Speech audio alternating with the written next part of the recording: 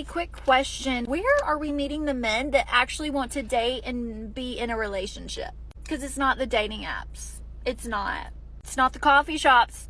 I've been trying that. For a while now. Definitely not the bars. Not at my age, because they're all like 21, 22. So they definitely don't want to be in a relationship. And I definitely do not want to be a cougar. Nothing wrong with that. Just not my type. I, again, tend to go about 8 to 10 years older than me. I found out even those don't want to date for a relationship.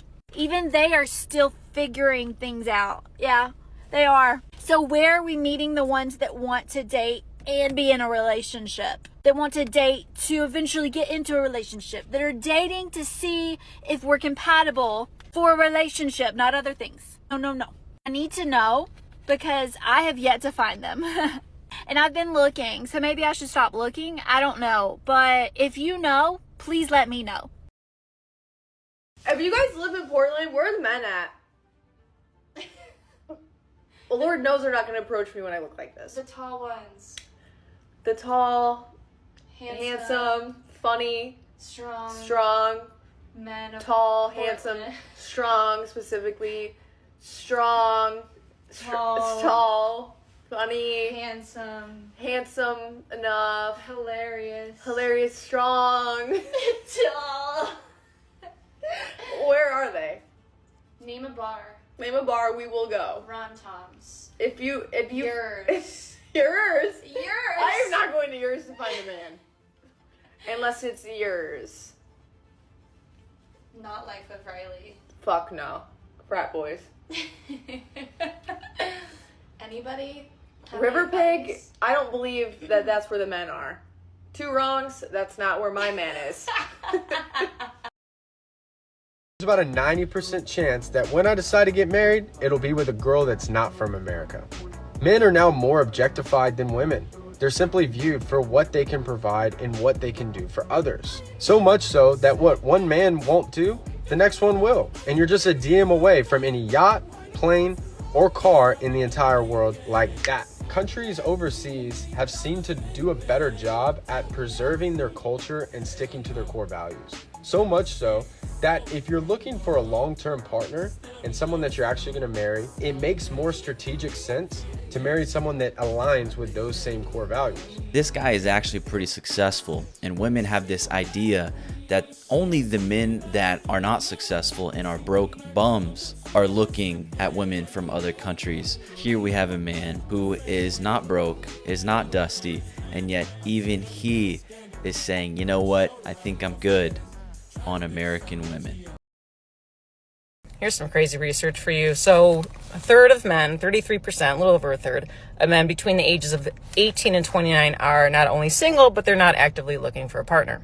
The same study said that by the year 2030, that 45% of women between the ages of 20 and 45 will be single. So I've got a question for the men, because I see it all the time in my comments. Most of my comments are filled with guys saying we're done. We're not looking. We like our peace. I need some more talk from you guys. Tell me why you're done. Tell me why you don't want to have a partner in life. Tell me why it's more worth it to be single than to have a partner. Even if you weren't to remarry, just to have a partner. I mean, I've talked to a lot of men. I've got my answers, but I want to hear it in the comments. So please, drop it in the comments. These guys have come to their senses and given up on the whole dating app scam. They are deeply engrossed in their initiatives, establishing enterprises and leading independent lives. They've come to the conclusion that the current dating culture is unproductive, as women prioritize their personal interests over genuine connections. Forget squandering funds and effort on activities they consider pointless. These men, on the other hand, are devoting their time and energy to projects that have genuine stakes and potential outcomes. They're all about developing oneself and building a strong future without letting sentimental rubbish get in the way. Like, really what we're talking about is the female experience, which you can't speak to. Yeah, but I can speak to the male experience. The male experience, I would think, would be able to speak much more highly as to how many men would actually be determined to do some harm to you if you were in the middle of a forest and they came across you in the forest. You're right, but this is a podcast of women and we're talking about women, so that's why. Well, it's a podcast of women, but there's clearly men on the panel. It's not our job to kiss your ass because you're a woman. I'm having an adult conversation with you. I don't know why I need to look at everything from feminist standpoint theory or from your perspective when you so easily dismiss mine. I'm telling you that your number's absurd. It makes no sense. And as you retract it, you very quickly retracted it because you realized how absurd it was. Why would you say that I have to be a woman in order to speak to this? That seems insane. Have you ever seen a man on a dating app say he's looking for someone with a good sense of humor? Because in this very well-known study, they found that when women said they wanted someone with a good sense of humor, they meant someone who will make them laugh. But when men said they wanted a woman with a good sense of humor, they meant a woman who will laugh at their jokes. In every other context other than friendship, men preferred women who would laugh at their jokes over women who would make jokes themselves. And that's like the least surprising thing ever, but it's kind of funny to have empirical scientific data to back it up. What is it though? Is it that men are like threatened by funny women? If you're a male and you're like, what the hell, there's no good females out there to date, these are all trash options, what do I do? I was talking to my boyfriend the other day and he was telling me that he had such a hard time finding a girlfriend before he met me, and this is why. Tell me if you agree. So he would walk up to a lot of different females. That's basically what he did to me. That's how he found me, okay?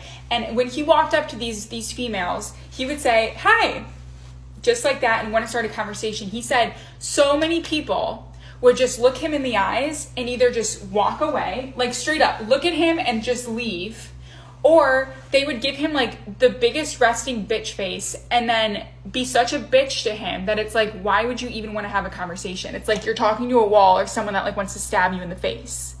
It was really, really uncomfortable. In fact, we actually did this little exercise. It was funny. Like he was sitting down on the beach and then I was going for a walk. And when I got back from my walk, I walked up to him pretending like I didn't know him. And I'm just like, hi, nice to meet you. What book are you reading? And he looked at me like he wanted to kill me. And he was like, it's a book about houses or something like that. I don't know what he said. And I was like, oh, okay. And I was like really trying to have a conversation, but it's like, how the fuck do you have a conversation with someone when they don't want to talk to you and they're like, what, like, why are you in my space? And they look at you like you're almost an alien, okay?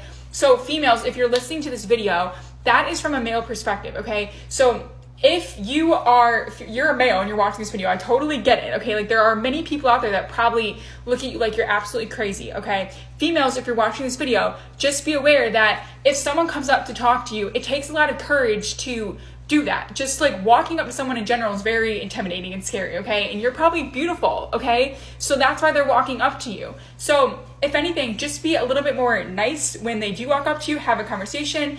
I mean, they are a human being. So if anything, you can just have like a fun, nice conversation. I get it. If like you don't want to be bothered, just say like, oh yeah, this is the book I'm reading. It's called How Emotions Are Made.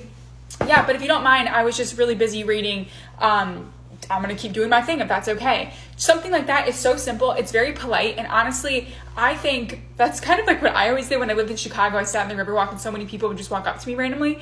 But I think it's very good to always be open to people, always be open to opportunity. And if you don't like someone, that's fine too. You can just straight up say like, thank you for having, or like starting a conversation. Like I'm doing my own thing and that's that. Okay. But I did think it was very interesting from a male perspective that it is very challenging to find people in this world that will just be very open and have a conversation. That's why he told me, he's like, when I came up to you, you were like the friendliest person that I've talked to in a very long time. And we ended up talking for like the entire sunset, and it was like pitch black outside and we were still talking, and it was just amazing. Like we had a ton in common, and it was just like the vibe was instantly there. So like maybe it was a coincidence, I don't know. But you know, just try to be more open to opportunity from both sides of the story, okay? Males and females. Males, I'll just say, keep going out there, keep finding your people, keep doing your thing. And females, keep smiling, keep putting away that resting bitch face, and just be open to opportunities. And honestly, like, we can switch sides too. Like, females can walk up to males, right? And males, don't be so like, you know, like, oh my God, like I'm so cool and like stuff like that. If a female walks up to you to have a conversation, like just be open to it. Honestly, I think that's the main way we're going to get rid of like the modern dating of using a dating app and finding like trash options on there, okay? Because it's so easy to hide behind your phone and do this stuff. So get some courage and good luck. Put a smile on your face and good luck. I love you. Bye. Their dedication to making an investment in themselves, rather than pursuing transient relationships, says a lot about their objectives. They are not succumbing to transient diversions or cultural expectations. Rather, their attention is directed toward what really counts, their own pleasure and accomplishment. Yeah, where are all the men, like the good, real men at? Where are you guys? I know, where are the men that like want to take you on a date? Like, I don't come in my DMs, right? please. I don't need dinner though. See, No. you know how some people like first date they want dinner? I don't want dinner for the first date because I want to be able to talk without food in my mouth. Yeah, even like when guys suggest movies. I'm like, why would I go to the movie theaters with you on a first date? No, exactly. Why? Like you and I Just could sit go in to a the movie dark, because we know like- each other now. But Yeah. when we first met, No, I want to talk. All the good men got played, so now all they do is just work, scroll TikTok, chill, and ignore people. Tell me I'm wrong. I just walked into Abercrombie for the first time since middle school. Where are all the hot shirtless dudes? What happened to them? Why did we get rid of them? Okay, so serious question. If we're not going on dating apps for dates, where are we meeting men? And where are we meeting men in which we'd actually want to go on a date with? Where are all of the good guys? Can someone enlighten me? Because whatever I'm doing isn't working. Women nowadays will literally be like, I can't find any good men. There are no good men left. And then they'll be like, I just need 6 feet, about like 6 inches, and like 6 figures.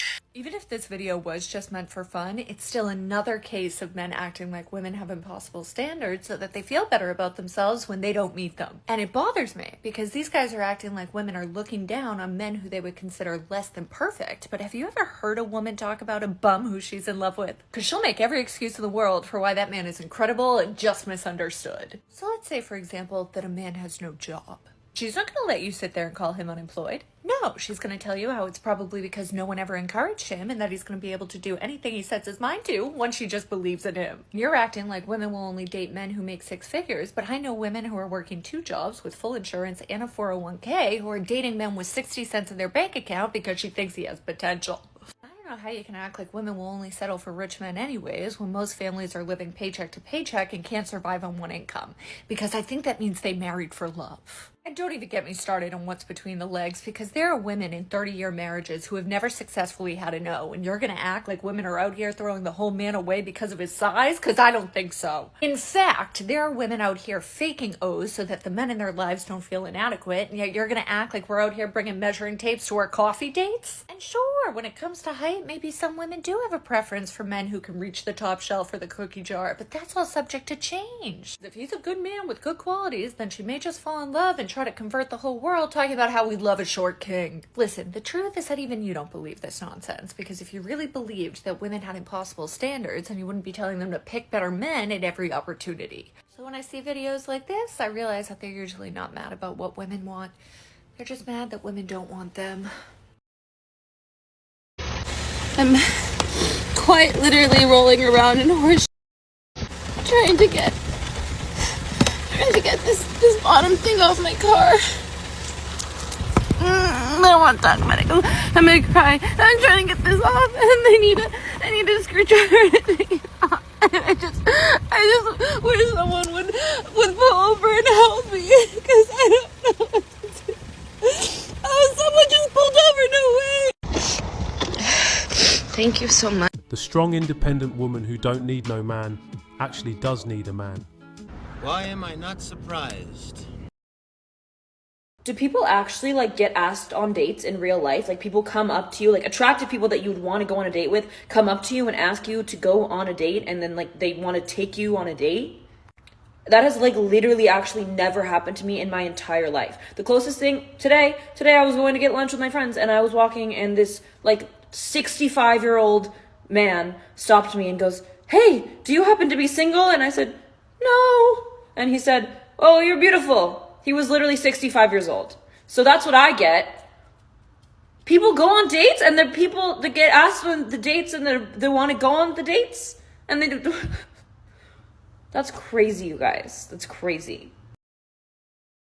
The modern woman is frequently preoccupied with physical attributes like height and shape, treating them as the ultimate ideal for a spouse. It's absurd how these superficial standards act as a smokescreen to cover up their own fears and flaws.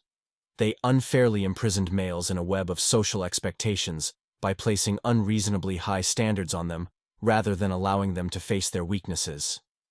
These ladies would rather keep up a front of perfectionism than reveal who they really are. They portray a flawless picture because they are afraid of showing their true selves, and they rely on their male counterparts for approval and as a buffer from their own inner turmoil. However, this deception is starting to show its true colors. Men aren't interested in participating in these deceptive games since they can see through them. They don't fall for the cliches or accept being just props in some woman's attempt to feel good about herself. And that concludes today's discussion on MGTOW voice. Don't forget to like, subscribe, and hit that notification bell to stay updated on future videos. Share your thoughts in the comments below, and I'll see you all in the next video.